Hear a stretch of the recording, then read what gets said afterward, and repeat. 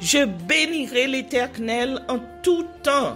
Ses louanges seront toujours dans ma bouche. Oh, j'aime qu'on ait un problème. Et puis qu'elle est content comme ça. Ah, m'pas caché, Dio. Depuis m'commence li Bible moi chaque jour, m'senti charge problème moi yo sorti sous dôme. Si c'est comme ça, moi pour aller couvrir acheter un Bible. Dégagez au marché. Mais en attendant, ou qu'attendez radio-télévision d'espoir? Radio Vision d'Espoir. Oh, moi t'attendais une annonce comme ça, oui. Mais qui ça a te dit? Lecture de la Bible en un an. Une émission qui vous accompagne à la découverte des trésors cachés de la parole de Dieu sur Radio Télévision d'Espoir. Chaque jour de 11h à 11h30 du matin, excepté mercredi 5h30, 6h de l'après-midi, samedi 7h30, 8h du matin, avec les sœurs Chantal Saint-Hubert, Claude Louis Orisma et votre servante Maudeline Maurice Hilaire.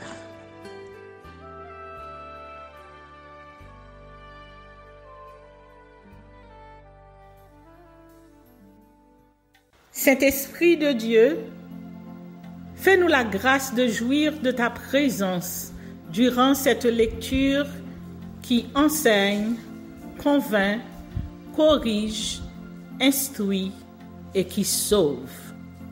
Au nom de Jésus. Amen. Genèse chapitre 22. Abraham mis à l'épreuve par l'Éternel qui lui ordonne d'offrir en holocauste son fils Isaac. Après ces choses, Dieu mit Abraham à l'épreuve et lui dit, « Abraham » et il répondit, « Me voici. » Dieu dit, « Prends ton fils, ton unique, celui que tu aimes, Isaac, va-t'en au pays de Morija, et là, offre-le en holocauste sur l'une des montagnes que je te dirai. » Abraham se leva de bon matin, sella son âne, et prit avec lui 2 serviteurs et son fils Isaac. Il fendit du bois pour l'holocauste et partit pour aller au lieu que Dieu lui avait dit. Le 3e jour, Abraham, levant les yeux, vit le lieu de loin. Et Abraham dit à ses serviteurs, « Restez ici, avec l'âne. Moi et le jeune homme, nous irons jusque-là pour adorer, et nous reviendrons auprès de vous. » Abraham prit le bois pour l'holocauste, le chargea sur son fils Isaac, et porta dans sa main le feu et le couteau. Et ils marchèrent tous deux ensemble. Alors Isaac, parlant à Abraham son père, dit, « Mon père » et il répondit, « Me voici, mon fils. » Isaac reprit, « Voici le feu et le bois, mais où est l'agneau pour l'holocauste » Abraham répondit, « Mon fils, Dieu se pourvoira lui-même de l'agneau pour l'holocauste. » Et ils marchèrent tous deux ensemble. Lorsqu'ils furent arrivés au lieu que Dieu lui avait dit, Abraham y éleva un autel et rangea le bois. Il lia son fils Isaac et le mit sur l'autel, par-dessus le bois. Puis Abraham étendit la main et prit le couteau pour égorger son fils. Alors l'ange de l'Éternel l'appela des cieux et dit, « Abraham, Abraham !» Et il répondit, « Me voici. » L'ange dit, « N'avance pas ta main sur l'enfant et ne lui fais rien, car je sais maintenant que tu crains Dieu et que tu ne m'as pas refusé ton fils, ton unique. » Abraham leva les yeux et vit derrière lui un bélier retenu dans un buisson par les cornes. Et Abraham alla prendre le bélier et l'offrit en holocauste à la place de son fils.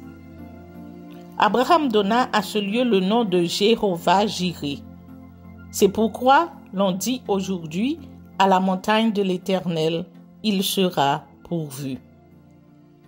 L'ange de l'Éternel appela une seconde fois Abraham des cieux et dit, « Je le jure par moi-même, parole de l'Éternel, parce que tu as fait cela et que tu n'as pas refusé ton fils, ton unique, je te bénirai et je multiplierai ta postérité, comme les étoiles du ciel et comme le sable qui est sur le bord de la mer, et ta postérité possédera la porte de ses ennemis. Toutes les nations de la terre seront bénies en ta postérité, parce que tu as obéi à ma voix. » Abraham étant retourné vers ses serviteurs, ils se levèrent et s'en allèrent ensemble à Beersheba, car Abraham demeurait à Beersheba. Après ces choses, on fit à Abraham un rapport en disant, « Voici, Milca a aussi enfanté des fils à Nachor, ton frère. Uts, son premier-né, Buz, son frère, Kemuel, père d'Aram, Kesed, Azor, Pildash, Jidlaph et Bethuel. Bethuel a engendré Rebecca. Ce sont là les 8 fils que Milca a enfantés à Nachor, frère d'Abraham. Sa concubine, nommée Reuma, a aussi enfanté Théba, Gaham, Tahash et Maaka. Genèse chapitre 23. Mort de Sarah et sa sépulture dans la caverne de Macpéla. La vie de Sarah fut de 127 ans. Telles sont les années de la vie de Sarah. Sarah mourut à Kirja Arba, qui est Hébron, dans le pays de Canaan. Et Abraham vint pour mener deuil sur Sarah et pour la pleurer.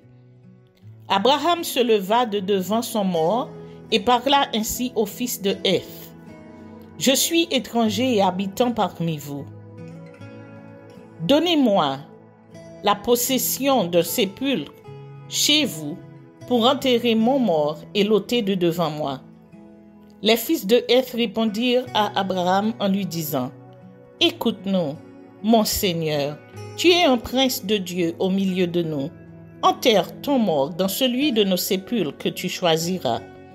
Aucun de nous ne te refusera son sépulcre pour enterrer ton mort. » Abraham se leva et se prosterna devant le peuple du pays, devant les fils de Heth, et il leur parla ainsi. « Si vous permettez que j'enterre mon mort et que je l'ôte de devant mes yeux, écoutez-moi et priez pour moi, Éphron, fils de Tissorchar, de me céder la caverne de Macpéla qui lui appartient, à l'extrémité de son champ, de me la céder contre sa valeur en argent, afin qu'elle me serve de possession sépulcrale au milieu de vous. » Éphron était assis parmi les fils de Heth, et Éphron le Héthien répondit à Abraham, en présence des fils de Heth et de tous ceux qui entraient par la porte de sa ville. « Non, mon Seigneur, écoute-moi, je te donne le champ, et je te donne la caverne qui y est. Je te les donne. Aux yeux des fils de mon peuple, enterre ton mort. » Abraham se prosterna devant le peuple du pays. Et il parla ainsi à Éphron en présence du peuple du pays. « Écoute-moi, je te prie. Je donne le prix du champ. Accepte-le de moi, et j'y enterrerai mon mort. » Et Éphron répondit à Abraham en lui disant, « Mon Seigneur, écoute-moi. Une terre de 400 cycles d'argent, qu'est-ce que cela entre moi et toi? Enterre ton mort. » Abraham comprit Éphron, et Abraham pesa à Éphron l'argent qu'il avait dit, en présence des fils de Heth, 400 cycles d'argent ayant cours chez le marchand. Le champ d'Éphron à Macpéla, vis-à-vis de Mamré, le champ et la caverne qui y est, et tous les arbres qui sont dans le champ et dans toutes ses limites alentour, devinrent ainsi la propriété d'Abraham aux yeux des fils de Heth et de tous ceux qui entraient par la porte de sa ville. Après cela, Abraham enterra Sarah, sa femme, dans la caverne du champ de Macpéla vis-à-vis de Mamré, qui est Hébron dans le pays de Canaan. Le champ et la caverne qui y est demeurèrent à Abraham comme possession sépulcrale acquise des fils de Heth.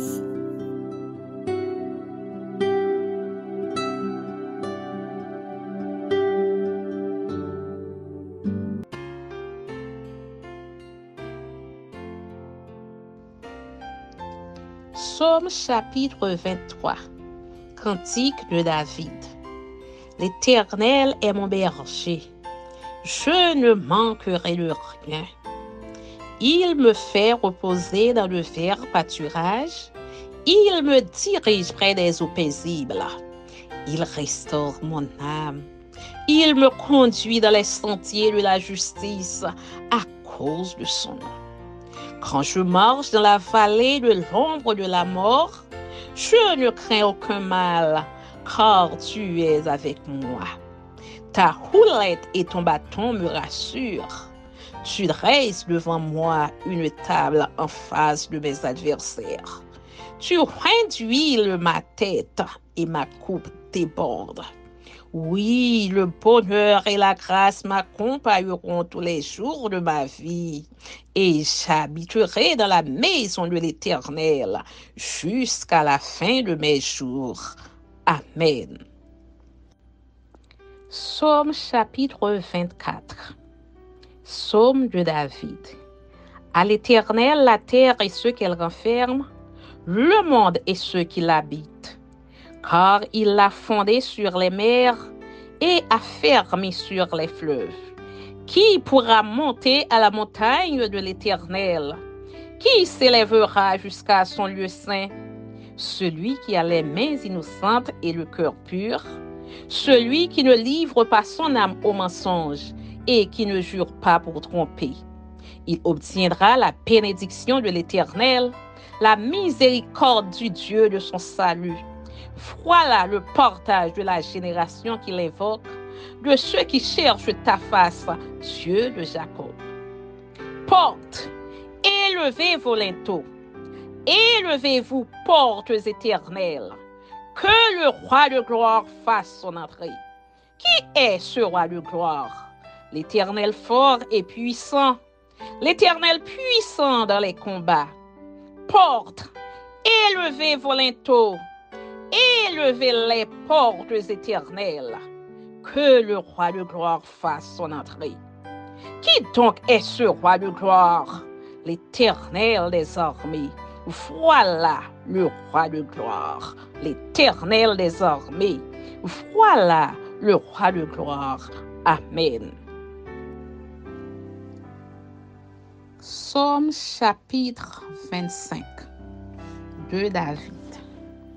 Éternel, j'élève à toi mon âme, mon Dieu. En toi je me confie, que je ne sois pas couvert de honte, que mes ennemis ne se réjouissent pas à mon sujet. Tous ceux qui espèrent en toi ne seront point confondus. Ceux-là seront confondus qui sont infidèles sans cause. Éternel, fais-moi connaître tes voies. Enseigne-moi tes sentiers. Conduis-moi dans ta vérité et instruis-moi. Car tu es le Dieu de mon salut. Tu es toujours mon espérance. Éternel, souviens-toi de ta miséricorde et de ta bonté, car elles sont éternelles. Ne te souviens pas des fautes de ma jeunesse, ni de mes transgressions. Souviens-toi de moi selon ta miséricorde, à cause de ta bonté, ô Éternel. L'Éternel est bon et droit. C'est pourquoi il montre aux pécheurs la voie. Il conduit les humbles dans la justice. Il enseigne aux humbles sa voie. Tous les sentiers de l'Éternel sont miséricorde et fidélité pour ceux qui gardent son alliance et ses commandements. C'est à cause de ton nom, ô Éternel, que tu pardonneras mon iniquité, car elle est grande. Quel est l'homme qui craint l'Éternel? L'Éternel lui montre la voie qu'il doit choisir. Son âme reposera dans le bonheur et sa postérité possédera le pays. L'amitié de l'Éternel est pour ceux qui le craignent et son alliance leur donne instruction. Je tourne constamment les yeux vers l'Éternel, car il fera sortir mes pieds du filet. Regarde-moi et aie pitié de moi, car je suis abandonné et malheureux. Les angoisses de mon cœur augmentent. Tire-moi de ma détresse. Vois ma misère et ma peine, et pardonne tous mes péchés. Vois combien mes ennemis sont nombreux, et de quelle haine violente ils me poursuivent. Garde mon âme et sauve-moi, que je ne sois pas confus quand je cherche auprès de toi mon refuge. Que l'innocence et la droiture me protègent quand je mets en toi mon espérance. Ô Dieu, délivre Israël de toutes ses détresses. Amen.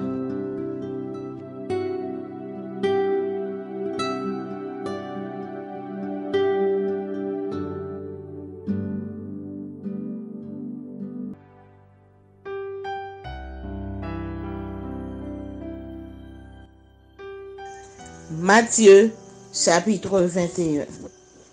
Entrée de Jésus à Jérusalem.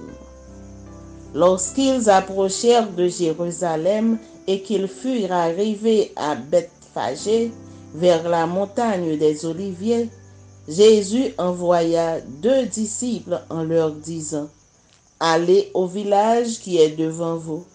Vous trouverez aussitôt une ânesse attachée et un ânon avec elle. Détachez-la et amenez-les-moi. Si quelqu'un vous dit quelque chose, vous répondrez: Le Seigneur en a besoin, et à l'instant, il les laissera aller. Or, ceci arriva afin que s'accomplisse ce qui avait été annoncé par le prophète. Dites à la fille de Sion: Voici, ton roi vient à toi, plein de douceur, et monté sur un âne, sur un ânon, le petit d'une ânesse. Les disciples allèrent et firent ce que Jésus leur avait ordonné.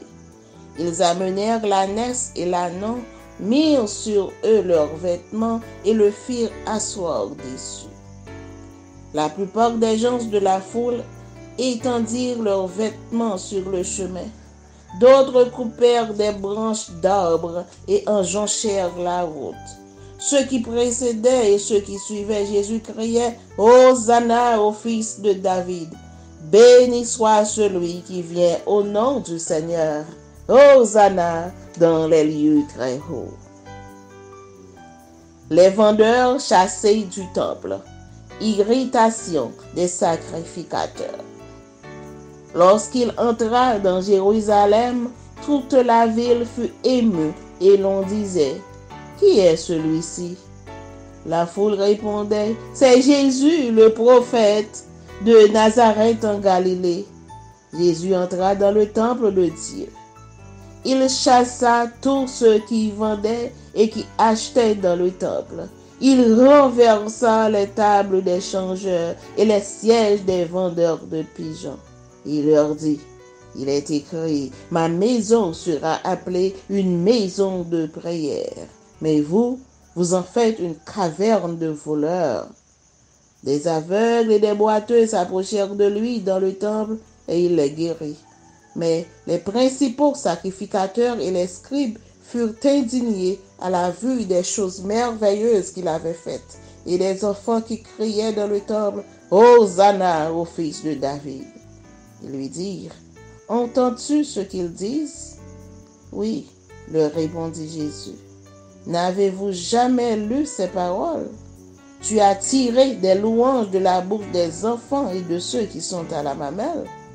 Et les ayant laissés, il sortit de la ville pour aller à Béthanie, où il passa la nuit. Le figuier maudit la puissance de la foi. Le matin, en retournant à la ville, il eut faim. Voyant un figuier sur le chemin, il s'en approcha. Mais il n'y trouva que des feuilles et il lui dit, que jamais fruit ne naisse de toi. Et à l'instant, le figuier sécha. Les disciples qui virent cela furent étonnés et dirent, comment ce figuier est-il devenu sec en un instant? Jésus leur répondit, je vous le dis en vérité, si vous aviez de la foi et que vous ne doutiez point, non seulement vous feriez ce qui a été fait à ce figuier, mais quand vous diriez à cette montagne, ôte-toi de là et jette-toi dans la mer, cela se ferait. Tout ce que vous demanderez avec foi, par la prière, vous le recevrez. L'autorité de Jésus, parabole des deux fils. Jésus se rendit dans le temple et, pendant qu'il enseignait, les principaux sacrificateurs et les anciens du peuple vinrent lui dire, « Par quelle autorité fais-tu ces choses et qui t'a donné cette autorité ?» Jésus leur répondit, « Je vous adresserai aussi une question. Et si vous m'y répondez, je vous dirai par quelle autorité je fais ces choses. Le baptême de Jean, d'où venait-il? Du ciel ou des hommes? Mais ils raisonnèrent ainsi entre eux. Si nous répondons du ciel, il nous dira, pourquoi donc n'avez-vous pas cru en lui? Et si nous répondons des hommes, nous avons à craindre la foule, car tous tiennent Jean pour un prophète. Alors ils répondirent à Jésus, nous ne savons. Et il leur dit à son tour, moi non plus, je ne vous dirai pas par quelle autorité je fais ces choses. Que vous en semble?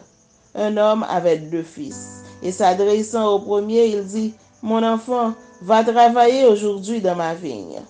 Il répondit, je ne veux pas. Ensuite, il se repentit et il alla. S'adressant à l'autre, il dit la même chose. Et ce fils répondit, je veux bien, Seigneur. Et il n'alla pas. Lequel des deux a fait la volonté du Père? Ils répondirent, le premier. Et Jésus leur dit, je vous le dis en vérité, les publicains et les prostituées vous devanceront dans le royaume de Dieu. Car Jean est venu à vous dans la voie de la justice et vous n'avez pas cru en lui. Mais les publicains et les prostituées ont cru en lui.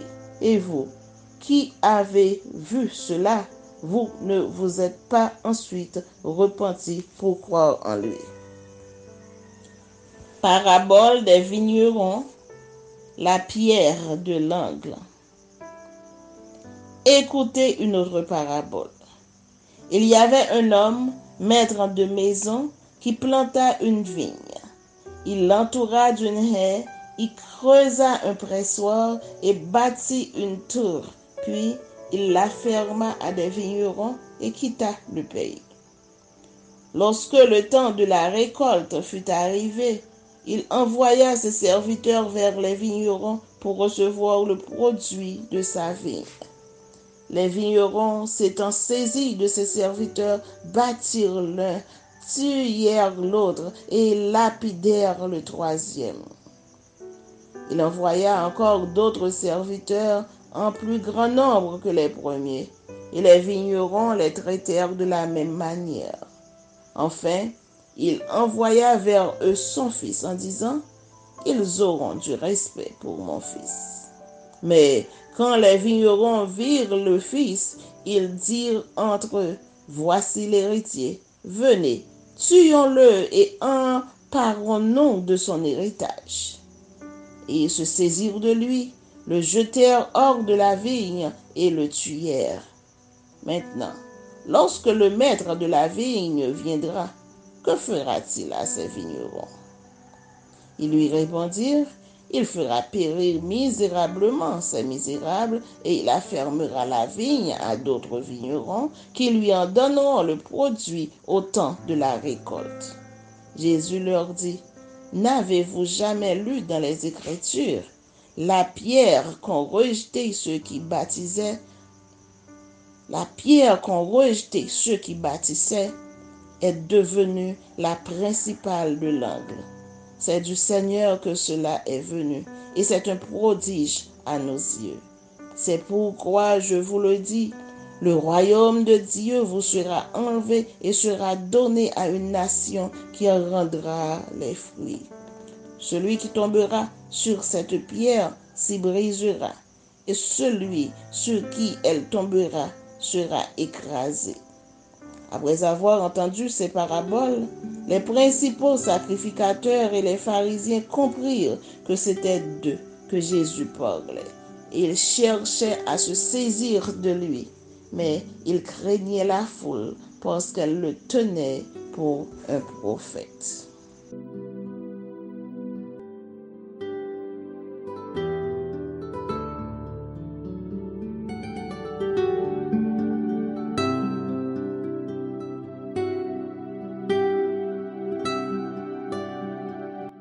Merci Seigneur de nous donner le discernement dans la lecture de ta parole, que nous y prêtions attention afin d'appliquer notre cœur à la sagesse. Amen. Que celui qui a des oreilles pour entendre, entende, et que celui qui lit fasse attention.